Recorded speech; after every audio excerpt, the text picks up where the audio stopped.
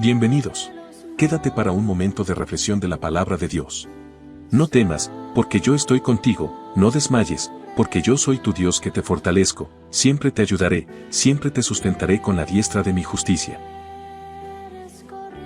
Si la vez pasada tratamos que Jesús es el Cristo, hoy vamos a ver lo que dice Juan 14:6, que dice de esta manera: Jesús le dijo, yo soy el camino y la verdad y la vida. Nadie viene al Padre sino por mí. Oremos al Señor pidiéndole su bendición. Señor nuestro poderoso, te adoramos y te bendecimos. Te damos gracias, oh Dios, por el privilegio de la vida. Gracias. Qué bueno es disfrutar la vida que tú nos has dado, Señor. Gracias, gracias te damos con todo nuestro corazón. Queremos hacerlo, Señor, en la unción de tu Espíritu Santo, que es el que nos guía, el que nos dirige, el que nos motiva a hacer lo que a ti te agrada. Gracias. En el nombre de Jesús. Amén. Amén.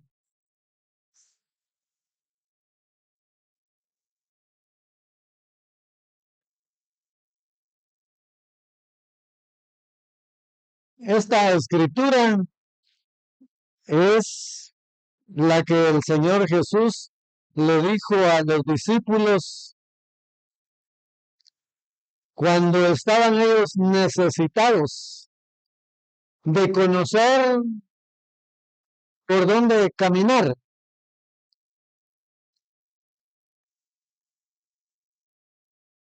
Cuando esta escritura la leemos, nos damos cuenta que había alguien llamado Tomás, según el versículo 5. Le dijo Tomás: Señor, no sabemos a dónde vas. ¿Cómo pues podemos saber el camino?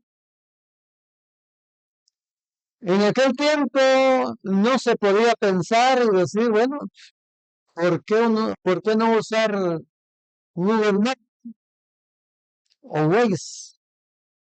¿Usted lo ha usado? Algunos son buenos para eso.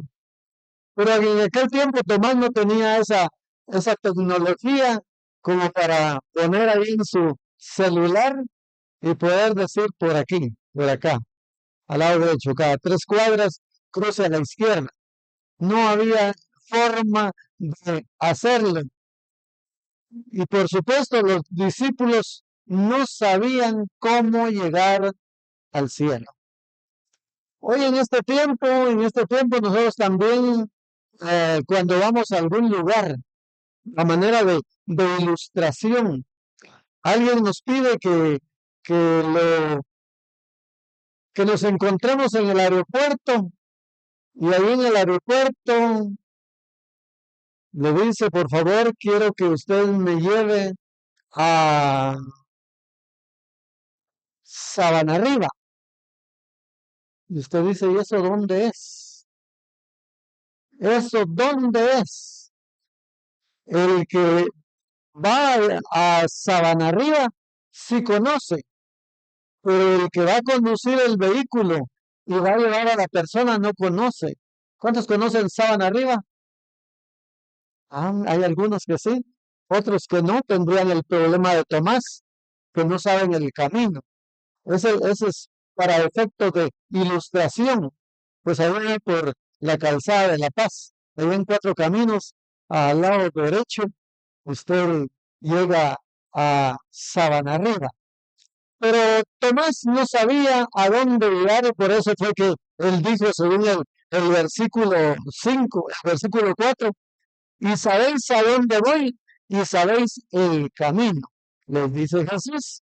Y Tomás, de una manera honesta, de una manera sincera, le dijo, Señor, no sabemos a dónde vas. ¿Cómo pues podemos saber nosotros el camino. Y es entonces cuando el Señor Jesús le dice, yo soy el camino y la verdad y la vida, y nadie viene al Padre sino por mí. Tome nota que ahí dice, y nadie viene al Padre, y nadie viene al Padre, lo está diciendo Jesús, sino por mí. Algunos, para justificar las tres personas, dicen, y nadie va al Padre, sino por mí.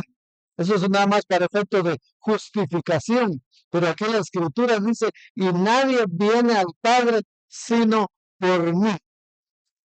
Si nosotros, mis hermanos, antes nos hubieran dicho cómo llegar al cielo, ¿sabía usted cómo hacerlo? Al menos yo no sabía. Yo no sabía porque nunca había leído las Escrituras, no me había instruido, no me había instruido a través de la palabra de Dios. De ahí que qué bueno que conozcamos y sepamos en esta hora que Jesús es el camino que nos conduce al cielo. Jesús es el camino también de la paz.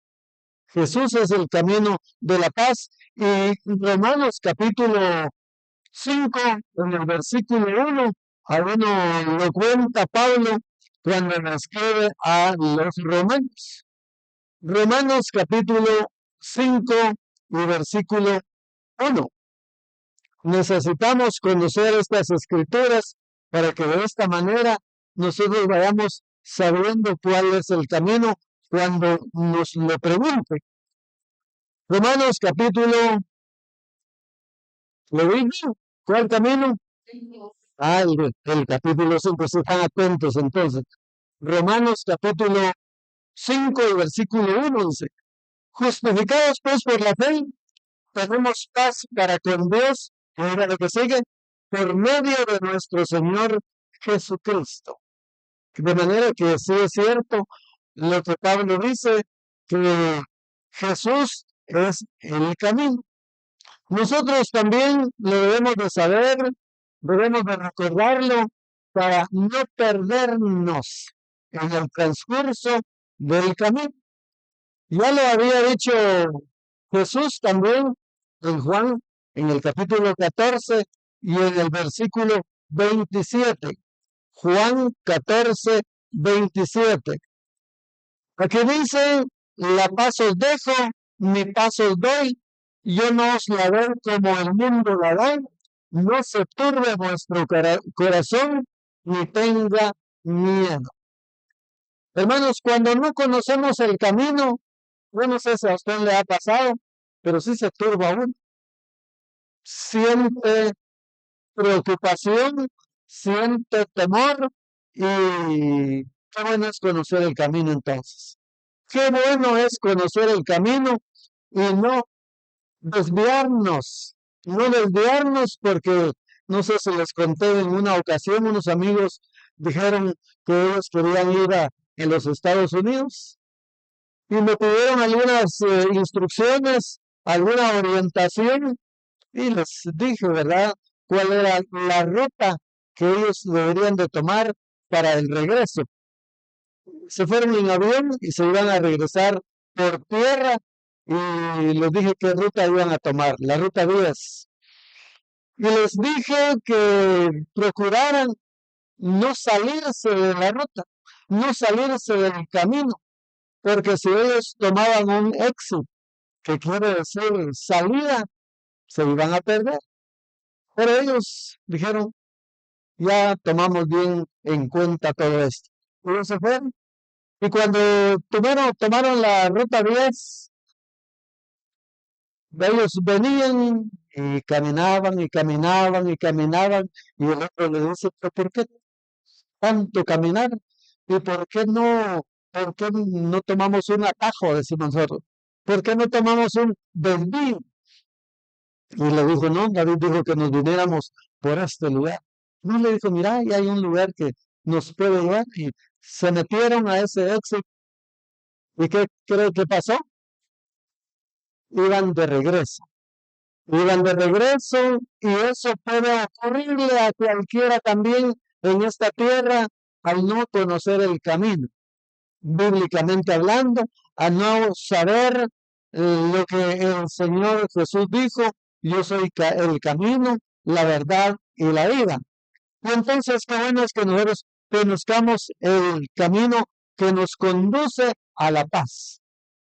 ¿Cuántos quieren tener paz? Bueno, teniendo a Cristo en nuestro corazón, el Señor dijo: la paz os dejo, mi paz os doy, y yo no os la doy como el mundo la da. No se turbe vuestro corazón. Así que no debemos de estar turbados, como lo dice al principio del capítulo 14. Y no se turbe vuestro corazón. Creéis en Dios, creed también en mí. No nos debemos de turbar, no debemos de estar acongojados, preocupados, desesperados, sabiendo que vamos bien, vamos por el camino de la paz. Y no sea la de aquí de Guatemala, ¿verdad? Que así se llama, pero vamos bien. En Filipenses capítulo 4 y en el versículo 7, Filipenses capítulo 4, en el versículo 7 dice: y la paz de Dios que sobrepasa todo entendimiento, guardará nuestros corazones y nuestros pensamientos en Cristo Jesús. Si Cristo es el camino, qué bueno que tengamos paz. Qué bueno que vayamos en ruta correcta, que no nos preocupemos sabiendo que Él es el que nos da la guía. Él es el guía, Él es el que nos orienta. Y por supuesto, en algún momento de la vida, nosotros vamos a padecer de algo. Yo no sé si usted padece de algo. Se padece de algo. Ajá. Yo también padezco de algo que el médico no ha encontrado cómo superarlo, que es el comer y el dormir. Ese es mi problema. Comer y dormir. Con eso yo estoy contento. Y me dice que Filipenses 4:7 dice: y la paz de Dios que sobrepasa todo entendimiento guardará vuestros corazones y vuestros pensamientos en Cristo Jesús. Qué bonito es tener paz, mis hermanos. Qué bueno es tener paz, la paz de Dios, la paz que tanto necesitamos. Y hermanos, si tenemos hambre, pues con comer se nos quita, materialmente hablando. Espiritualmente hablando, qué bueno que nosotros sepamos quién es el pan de vida. Y en Juan capítulo 6 y en el versículo 35, Juan 6:35, fue Jesús el que dijo: yo soy el pan de vida. Juan 6:35. Y aquí dice, Jesús les dijo: yo soy el pan de vida. El que a mí viene nunca tendrá hambre, y el que en mí cree no tendrá sed jamás. Dos necesidades para satisfacer en la vida: hambre y sed. Yo no sé si usted puede comer sin tomar nada. Yo no sé si usted lo puede hacer así, comer sin beber nada. Pero, hermanos, qué bueno es tener un vaso de agua, un batidor de café. ¿Cuántos conocen los batidores? Ya casi no se conocen aquí en Guatemala, aquel de barro, donde se conserva el café y la leche bien calentita. Y entonces, si Jesús dijo: yo soy el pan de vida, qué bueno es que sepamos nosotros el camino de encontrar ese pan, ese sustento, esa satisfacción, y dónde encontrar esa agua que quita la sed. Y en Juan capítulo 7 Y en el versículo 37, Jesús se está hablando a aquellos de la época como para que no estuvieran tan necesitados ni tan sedientos, porque él fue el que dijo, en el último gran día de la fiesta, Jesús se puso en pie y alzó la voz diciendo, si alguno tiene sed, venga a mí y beba. Hay mucha gente que tiene sed, pero no de agua. Hay mucha gente que tiene sed, pero no de agua, sino tiene sed de venganza. Fíjese, hay gente que tiene sed de venganza y entonces busca desquitarse, busca vengarse. Pero qué bueno es recordar ese refrán popular que dice el refrán popular en cuanto a la venganza. ¿Qué dice?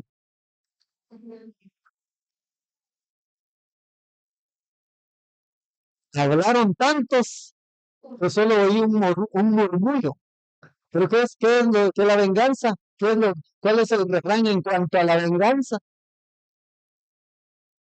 La venganza no es buena, mata el alma y la envenena. Mire, ese es el problema de la venganza. Entonces, hay algunos que tienen sed, pero no de agua, sino de venganza.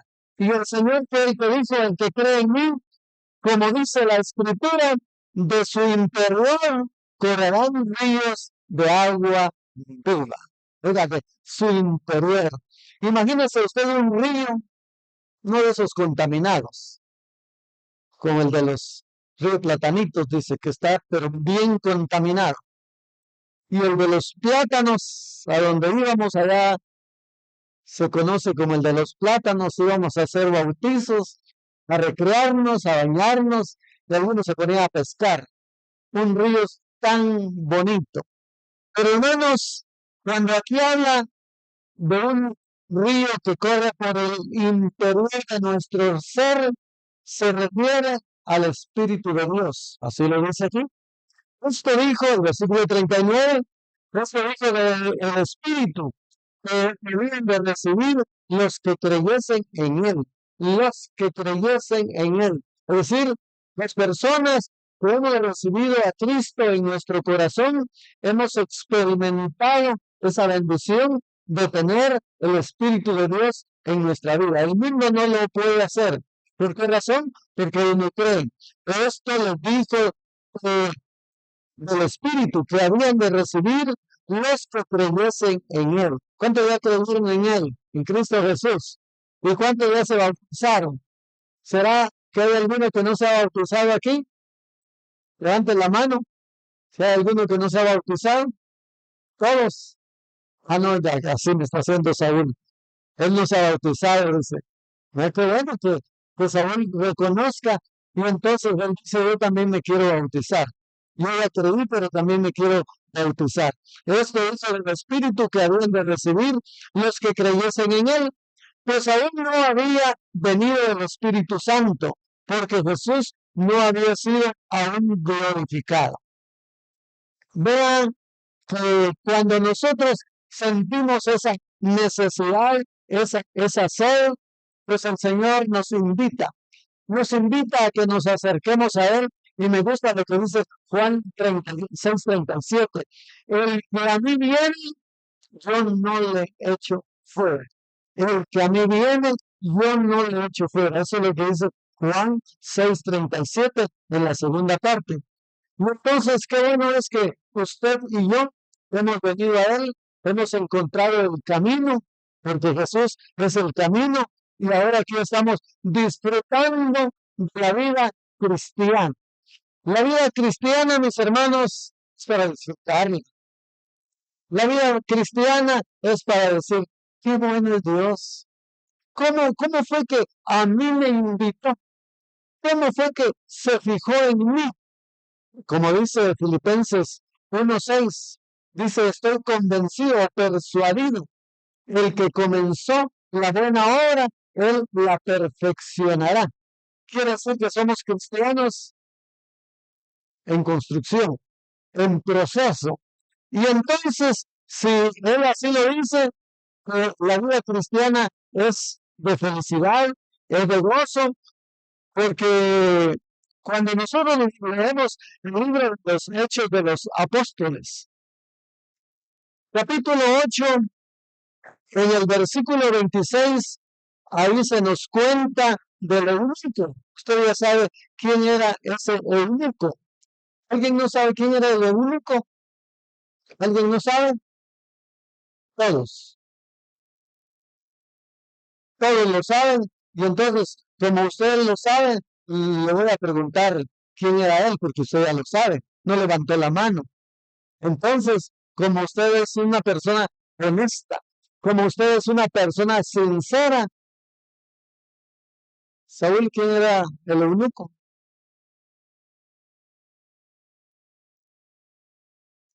Meili, ¿quién era el eunuco? Ah, ¿verdad? ¿Y por qué no levantaron la mano entonces? El eunuco era aquel hombre que guardaba, que cuidaba las finanzas de la reina de Candace. Él era el eunuco. Sin embargo, también él creía en Dios. Porque no solo los pobres, porque algunos han tergiversado el versículo del capítulo 5 de Mateo.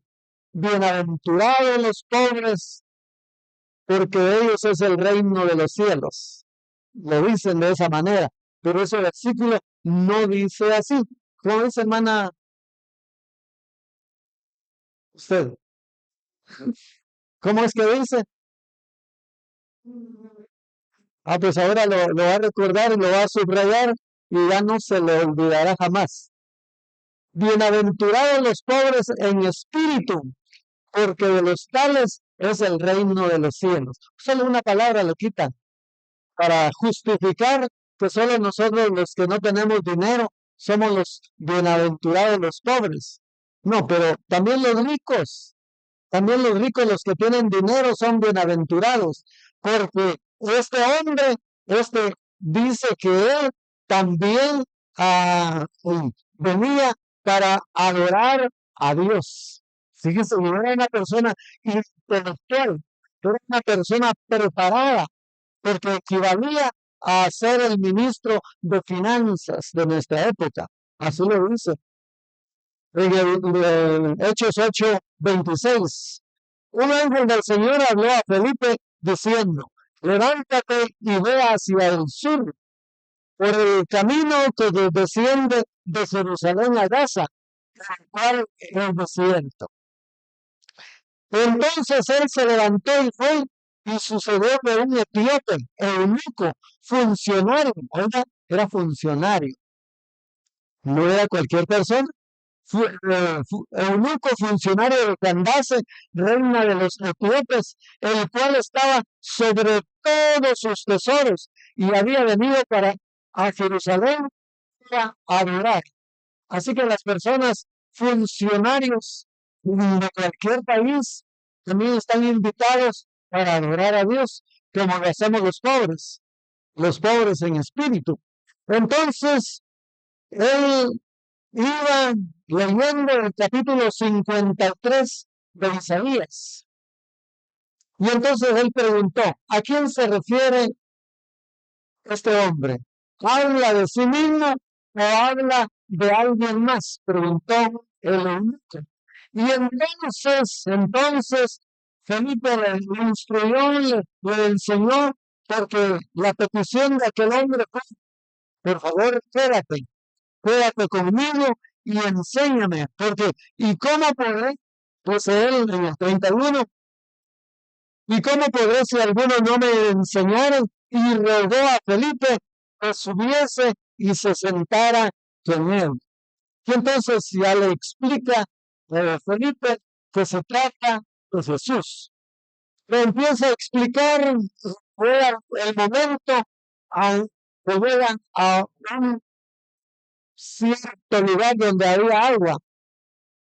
El versículo 36 dice: y yendo por el camino, llegaron a cierta agua, y dijo el eunuco: aquí hay agua, ¿Qué impide que yo sea bautizado? ¿Qué impide? ¿Será que tengo que estudiar 6 meses? ¿Será que tengo que estudiar 1 año para poder bautizarme? Y Felipe le dijo, si crees, el versículo 37 dice, Felipe dijo, si crees de todo corazón, bien puedes. Oiga, ¿cuál es el requisito para bautizarse? Creer, nada más.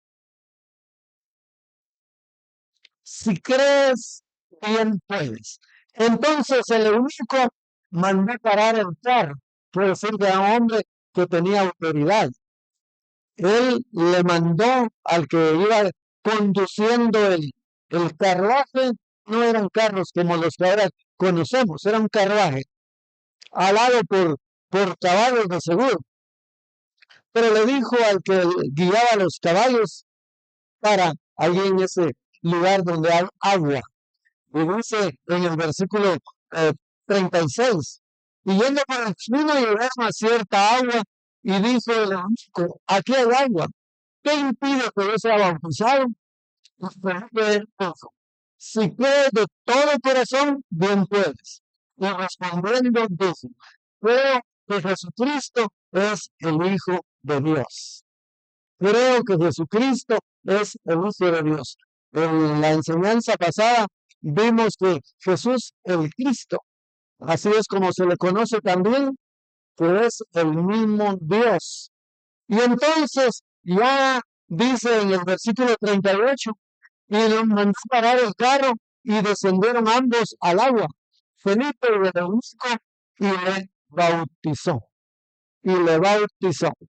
Ya le dije que la vida cristiana es de gozo, porque en el versículo 39 dice, cuando subieron del agua, el Espíritu del Señor arrebató a Felipe, y el eunuco no le vio más. Y oiga lo que sigue, y siguió gozoso su camino.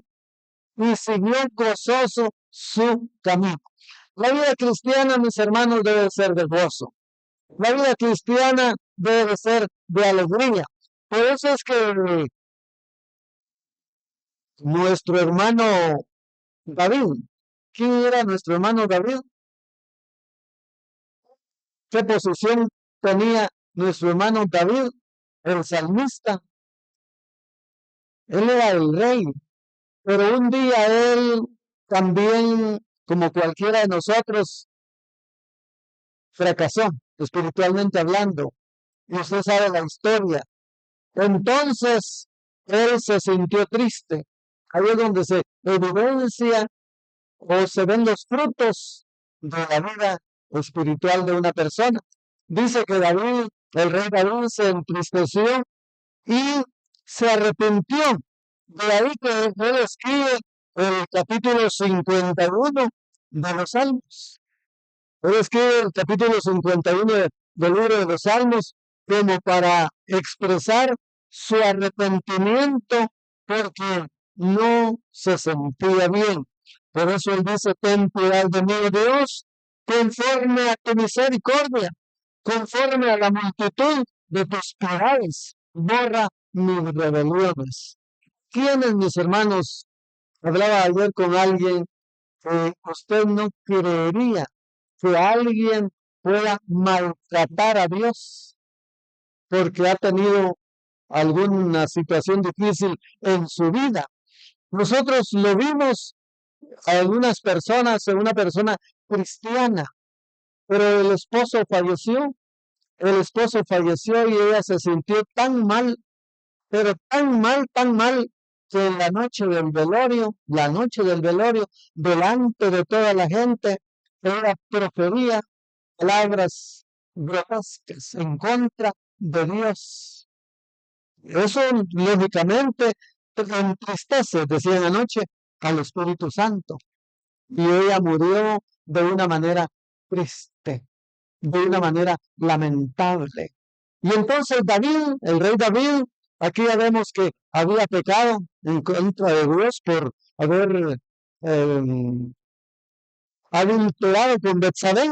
Ahora aquí dice, ten piedad de Dios, conforme a tu misericordia, conforme a la multitud de tus piedades, borra mis rebeliones.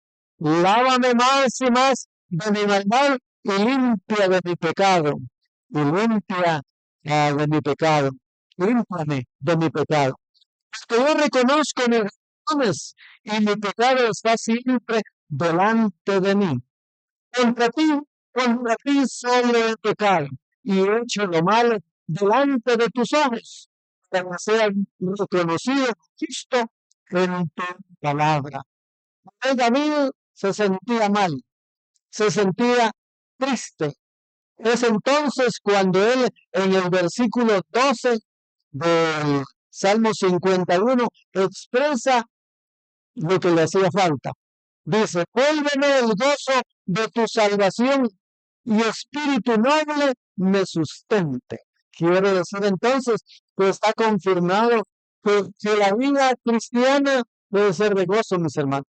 La vida cristiana debe de ser de gozo, porque hay un canto que dice que el gozo del Señor mi fortaleza es, dice, ¿verdad? El gozo del Señor mi fortaleza es. Y dice que cuando estamos llenos de gozo, ¿qué más sigue diciendo el canto? ¿Qué podemos hacer? Saltar, podemos gritar, podemos hacer muchas cosas llenas de gozo. Pero cuando nos hace falta el gozo, hermanos, no podemos hablarle a las personas que estén a nuestro lado. No les podemos hablar. Porque aquí dice: vuélveme el gozo de tu salvación y espíritu noble me sustente. Entonces enseñaré a los transgresores tus caminos y los pecadores se convertirán a ti. Oiga, cuando nosotros hablamos con el gozo del Señor, la gente va a decir: yo también quiero de eso. Y no que sea el anuncio de la margarina. No, yo también quiero comportarme como lo hacen los demás, que tienen el gozo del Señor, porque eso es lo que da gozo, mis hermanos. Y entonces en la casa usted va a estar haciendo los quehaceres, va a estar cantando, pues está en su casa. En la oficina, pues por lo menos va a estar tarareando, pensando en lo que la palabra de Dios dice. Eso es lo que nosotros debemos de procurar hacer con el gozo del Señor. El gozo del Señor es nuestra fortaleza. Si Jesús es el camino, los caminos, ¿a dónde conducen, mis hermanos? Generalmente, ¿a dónde conducen los caminos? A ver, use la imaginación. ¿A dónde conducen los caminos? ¿A dónde uno va? Y si es, por ejemplo, para salir de Guatemala, ¿dónde se va a encontrar usted al querer salir de Guatemala? En vehículo, vía terrestre, ¿a dónde se va a encontrar usted?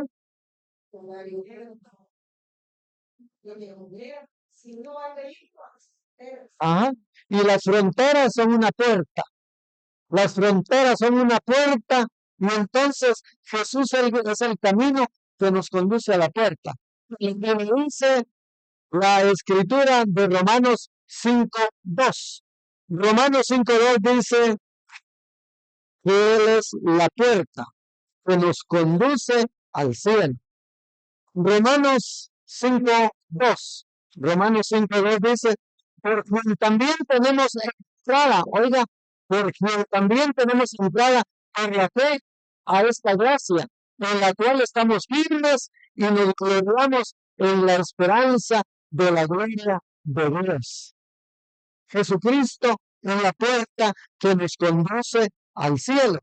Y nosotros lo vemos en Juan 10:10. En Juan 10:10 nos dice que el ladrón ha venido para matar, robar y destruir. Yo he venido, dice él, dijo Jesús, para que tengan vida y vida en abundancia. Pero el 9 de Juan 10:9 dice, yo soy la puerta. El que por mí entrare, dice, oiga, ya está del otro lado.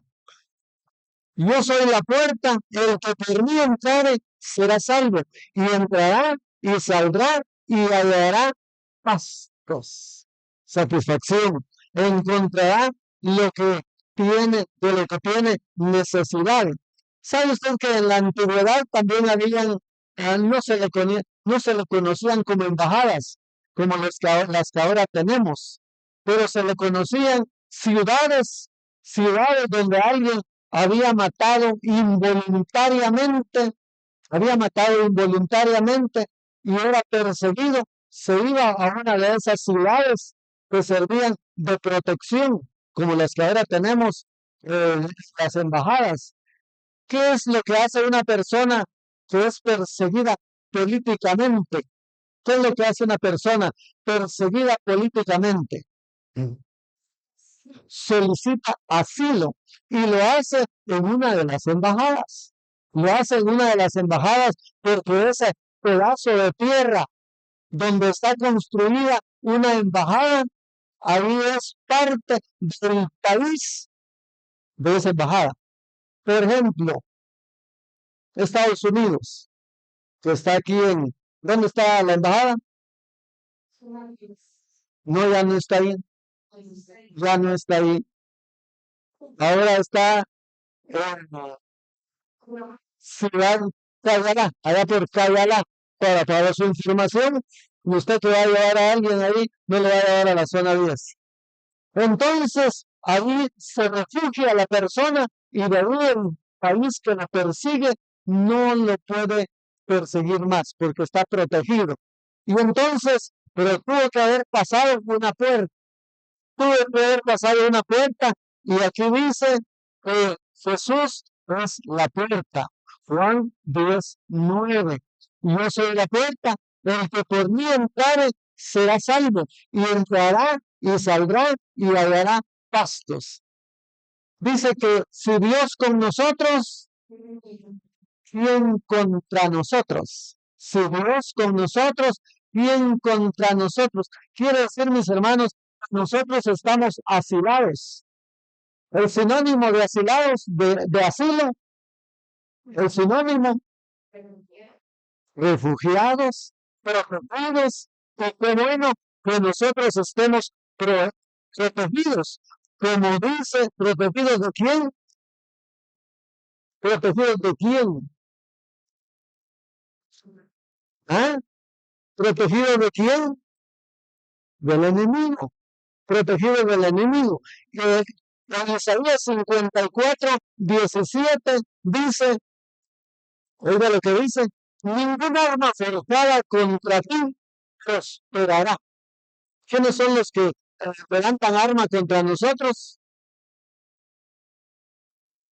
Los enemigos, terrenalmente hablando, ¿cómo los conocemos? Un ejemplo de un enemigo, los ladrones, ¿sí? ¿Quiénes más espiritualmente? Espiritualmente, ¿quiénes son los enemigos, los que buscan hacernos daño? Los demonios, ¿de qué manera usan los demonios? ¿A quiénes usan los demonios? Oiga, a los hechiceros, a los brujos, pero a los adivinos, pero aquí dice, ningún arma forjada contra ti prosperará, y condenarás toda lengua que se levante contra ti en el juicio. Esta es la herencia de los siervos de Jehová, y su salvación de mí vendrá, dijo Jehová. Qué bueno estar protegidos, mis hermanos. Qué bueno es haber pasado la puerta que es Cristo Jesús, para de esta manera estar nosotros protegidos. Y el Salmo 91 también nos lo explica. Cuando nos pasamos esa puerta, ya estamos protegidos. Salmo 91, eso usted lo sabe de memoria. Porque dice, el que habita, el que está en la embajada el que está en el asilo, el que habita al abrigo del Altísimo, morará bajo la sombra del Omnipotente. El domingo pasado dije quién es el Omnipotente y qué es lo que significa omnipotente. ¿Qué significa omnipotente? Es omnisciente, que todo lo sabe. El domingo lo dije, las tres cosas, las tres cualidades. Omnisciente, omnipresente y omnipotente. Ajá. Sí, de eso se trata, mis hermanos. Saber que aquí dice, morará bajo la sombra del Omnipotente. Hermanos, nuestro Dios, hecho hombre, Cristo Jesús, es todopoderoso. Toda potestad me ha sido dada, dijo él, en el cielo y en la tierra. Entonces, qué bueno es, mis hermanos, que Jesús es la puerta. Qué bueno que nosotros hemos entrado a la puerta y aquí estamos protegidos, gracias a Dios. En Apocalipsis capítulo 3 y en el versículo 20, Apocalipsis 3, 20, dice, pues si nuestro corazón nos reprende, este es Juan. Entonces, en Apocalipsis 3, 20, aquí encontramos quién es Cristo Jesús. Apocalipsis 3:20. He aquí, yo estoy a la puerta y llamo. Si alguno oye mi voz y abre la puerta, entraré a él y cenaré con él y él conmigo. Jesús en la puerta y él es el que tocó nuestra puerta y ese día nosotros lo recibimos. Y yo creo que lo recibimos con mucho gozo, como le ocurrió al eunuco. Después de haber sido bautizado, siguió su camino. ¿Cómo siguió? Gozoso. Y siguió gozoso su camino. Gracias, gracias damos a Dios. Jesucristo es el camino que conduce a la vida eterna. Le dice Romanos 5:21. Romanos 5:21 dice que Él es el camino que nos conduce a la vida eterna. ¿Quieres tu vida eterna? Para que así como el pecado reinó para muerte, así también la gracia reine por la justicia, la vida eterna, mediante Jesucristo, Señor nuestro. Él es el que nos da vida eterna. Por eso es que cuando sepultaron a Lázaro, según el capítulo 11 de Juan, y llevaron a Jesús a ese lugar y las hermanas de Lázaro dijeron, Señor, ya viene, y hace 4 días que murió. Y entonces Jesús les dijo, ¿tú crees que Él resucitará? Ellas dijeron, sí, creemos que resucitará en el día postrero. Y el 25 Jesús dijo, yo soy la resurrección y la vida, el que cree en mí, aunque esté muerto, vivirá. Y todo aquel que vive y cree en mí, no morirá eternamente. ¿Crees esto? O sea que el Señor nos da vida eterna. Que cuando nosotros muramos, mis hermanos, resucitaremos antes de los muertos. ¿Será así? ¿Cómo es que es lo que dice Primera de Tesalonicenses 4:13? Hermanos, no quiero que ignoréis acerca de los que duermen en el Señor, para que no os entristezcáis como los otros. Y dice Primera de Tesalonicenses 4:13. Dice que los muertos en Cristo resucitarán primero. Luego nosotros, los que hayamos quedado, dice Pablo. Quiere decir que Pablo creía que él iba a estar vivo todavía cuando fuera la resurrección, cuando viniera el Señor en las nubes, cuando fuera el rapto de la iglesia. Y entonces los muertos en Cristo resucitarán primero, luego los que hayamos quedado seremos transformados en un largo tiempo. Dice así su Biblia, en un abrir y cerrar de ojos, va a ser inmediatamente. Y entonces vamos a tener vida eterna. Vamos a tener vida eterna. Le dijo el 27, 11, 27, le dijo, sí Señor, yo he creído que tú eres el Cristo, el Hijo del Dios, que has venido al mundo. Ella pensaba que hasta entonces y con mucho tiempo su hermano iba a resucitar. No, pero Lázaro lo resucitaron primero. Así que la vida eterna, mis hermanos, es para nosotros. Le dice Juan 1:4. Era lo que dice, en él estaba la vida, y la vida era la luz de los hombres. Juan 1:4. En él estaba la vida, y la vida era la luz de los hombres. Y en Juan 10:10 dice que Él es el que nos da vida eterna. El ladrón vino para matar, robar y destruir. Jesucristo vino para darnos vida. Ahí dice, y vida en abundancia. Lea Juan 10:10. El ladrón no vino sino para matar y destruir.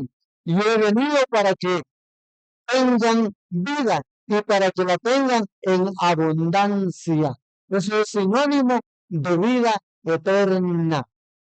Mire, ¿cómo es que el ladrón ha venido para hurtar?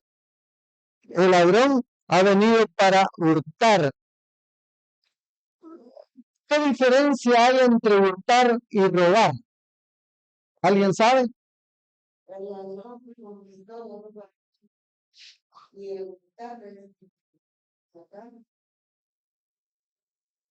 Hermana, ya sé por qué no le dieron el título de abogada.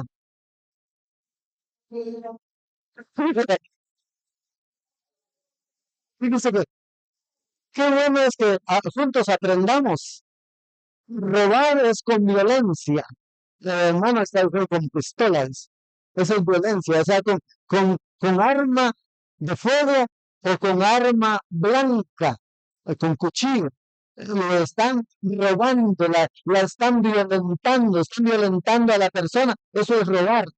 Sin embargo, cuando se hurta, es porque yo tengo aquí mi lapicero y me dice, préstamelo por favor, se lo presto y ya no me lo devuelve. Así de fácil. Me hurtó. Pero yo tengo aquí mi lapicero y vino alguien y dijo, qué bonito esto. Y se lo embolsó, decimos. Se lo embolsó fácilmente. Eso es hurtar. Hurtar. Entonces, el diablo, mis hermanos, hurta de una manera muy práctica, de una manera muy fácil. Le susurra al oído, le susurra al oído como le susurraron a Eva, que le dijeron, porque Dios les ha dicho que no coman de ese fruto. No, sabe Dios que el día que ustedes coman de ese fruto, serán como Dios. Le hurtó la seguridad que tenían. Y a nosotros también, mis hermanos, a veces hay quienes nos susurran. Alguien nos dice, no, pues usted, ¿por qué tanto se esmera en colaborar? ¿Por qué tanto se preocupa por poner flores? Le están susurrando al oído, le están hurtando ese buen deseo, ese ánimo que tiene usted de hacer que la obra de Dios camine. Pero de ahí, mis hermanos, que nosotros necesitamos tener vida eterna.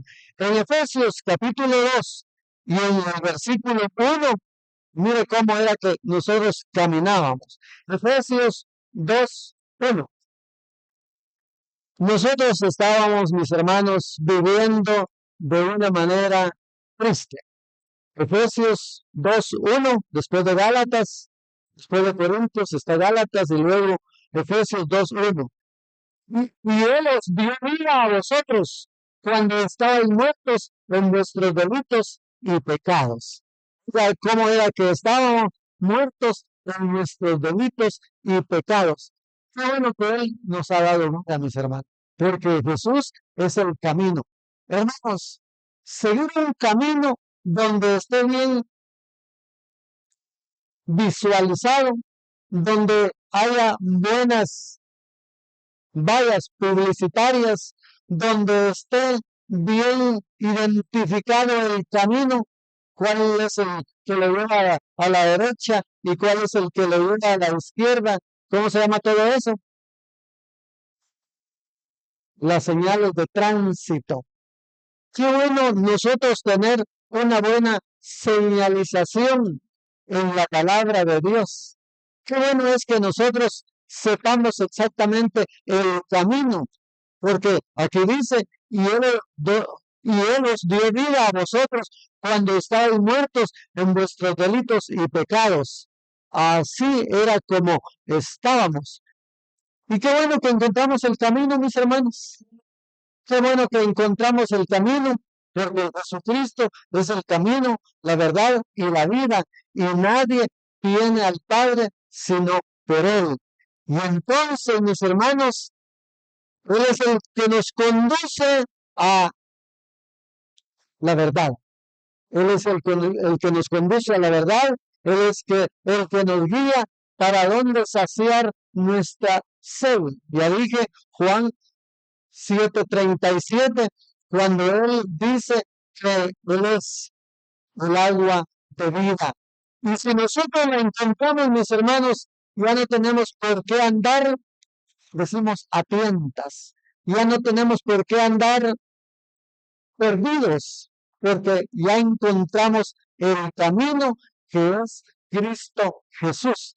Cristo Jesús es el camino, y ¿quién con una luz se va a perder? Si es Jesús el que dijo, yo soy la luz del mundo. El que me sigue, te digo, ¿qué más sigue? El que me sigue no andará en tinieblas, mis hermanos. Él es el que nos guía para vivir de la mejor manera. Y por eso es que todos los que estamos aquí, gracias a Dios, hemos encontrado el camino y tenemos una mejor vida. En el lugar hay paz. En el lugar hay paz, porque Él es la paz del mundo. Tomás, él no sabía, no estaba bien orientado, había perdido la noción, y entonces cuando a Jesús lo crucificaron, él dijo, qué lástima que Jesús haya muerto de esa manera, como lo dijeron los otros que iban camino a Emaús, y nosotros que creíamos que Él era el que nos iba a guiar. Pero ahora ya hace 3 días que Él ha muerto y Él no ha resucitado. Cuando Jesús llegó allá donde estaban los discípulos, les dijo, paz a vosotros, paz a vosotros. Y entonces, en otra ocasión, volvió, y a Tomás ya le habían contado que Jesús había estado con ellos y les dijo, paz a vosotros. Y él dijo, si yo no meto mi dedo, su mano horadada y mi mano en su costado, no creeré. Y entonces Jesús una vez más se apareció y les dijo, paz a vosotros. Y Tomás cayó de rodillas y le dijo, Señor mío y Dios mío. Y el Señor le dijo, porque me has visto, has creído. Bienaventurados, dichosos los que sin haber visto han creído. Nosotros no hemos visto al Señor literalmente, físicamente, ni le vimos, ni vivimos con Él, pero hemos creído. Hemos creído, y su palabra dice que debemos de caminar no por lo que vemos, ni por lo que sentimos. Jesús se lo dice Pablo a los corintios, no debemos de caminar ni por lo que vemos, ni por lo que sentimos, porque ese es nuestro problema, sino por lo que creemos. Eso es lo que debemos de hacer nosotros, y gracias a Dios, porque ahora nosotros ya tenemos esa bendición. Eso de Juan, en Juan está lo que le dijeron a Tomás en el capítulo 20, versículo 20. Y cuando les había dicho esto, les mostró las manos y el costado. Y los discípulos se regocijaron viendo al Señor. Entonces Jesús les dijo, otra vez, paz a vosotros. Como me envió el Padre, así también yo os envío. Y habiendo dicho esto, sopló y nos dijo, recibid el Espíritu Santo. A quienes remitieran los pecados, les son remitidos. Y a quienes les son retuvieres, y a quienes se les retuvieres, les son retenidos. Pero el Señor nos ha perdonado, no así a los que están todavía sin Cristo, no han sido perdonados. Y entonces, la invitación es para que lo reciban. La invitación es para que lo reciban y que tengan esa luz que nos ha dado a nosotros. Y entonces ya no estamos en tinieblas, ya no estamos más en oscuridad, porque el Señor nos ha dado luz. Cuando estábamos muertos en nuestros delitos y pecados, Él vino y nos dio la luz. Esa es la invitación para nuestros amigos, para que reciban a Jesús, porque Él es el camino, la verdad y la vida. Oremos para que así nosotros podamos mantenernos creyendo en su palabra. Señor Dios Todopoderoso, muchas gracias. Gracias te damos, oh Dios, por habernos mostrado el camino que nos conduce a vida eterna. Oramos por nuestros amigos, oramos por nuestros compañeros de vecindario, oramos por aquellos que aún no han creído, o sea, que reciban a Jesús, que es el camino, la verdad y la vida. Y desde entonces ya no vivirán más en oscuridad, sino vivirán en luz, porque Él fue el que dijo, vosotros sois la luz del mundo. Gracias te damos, oh Dios, con todo nuestro corazón. Gracias, en el nombre de Jesús. Amén. Gracias por acompañarnos. Te invitamos a que nos sigas en nuestras redes sociales para más mensajes de edificación. No temas, porque yo estoy contigo, no desmayes, porque yo soy tu Dios que te fortalezco, siempre te ayudaré, siempre te sustentaré con la diestra de mi justicia.